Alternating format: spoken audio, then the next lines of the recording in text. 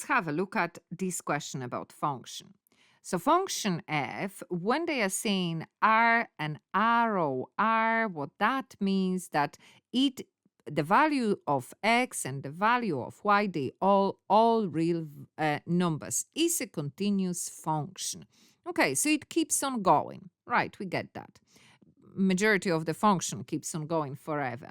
The graph of y, so the graph of this function f, has one local maximum point. Now, when we are talking about one point, whether it's maximum or minimum, what do we think about? We think about quadratic function, isn't it? Now, if it is the maximum point, then that means that the function will go like that, isn't it? Then here we're going to have maximum. If it was a minimum point, then our function will look like that.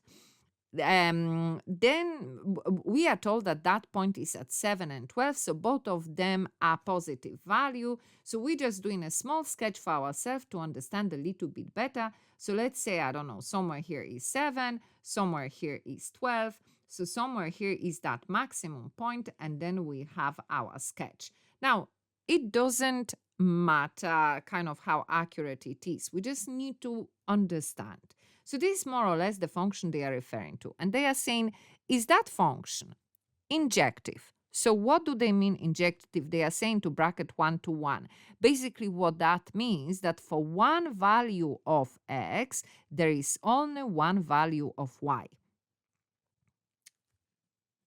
Oh, actually, I should say the other way around, because now I'm thinking about functions that have different condition. So for one value of y, there is only one value of x. And then they are talking about the interval of 6 and 8. So the interval of x, so somewhere here, 6 and 8, so somewhere beside that 7. And we have to justify your answer. And here they are saying, hint, draw a sketch of that function near the point 7 and 12 so that you can get the idea. So the question is it injective? How do we test for injective function? We basically do a horizontal line. If that horizontal line will cut our graph into places, then it is not an injective function. Why? Because for the same value of y, let's say this value here is, I don't know, 11. It's going to have value of x, let's say 6, and then value of x, let's say 8. Okay, so for one value of y, we're going to have two values of x. And that means that it's not an injective function.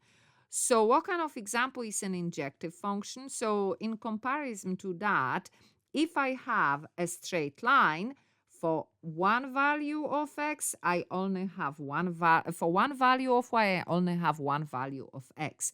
Doesn't matter where I'm going to pick it. But here, doesn't matter again where I'm going to pick it.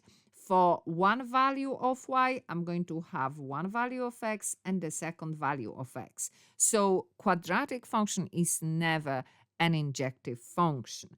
And that's the explanation, justification. In really simple terms, if we write it, we're going to get that right.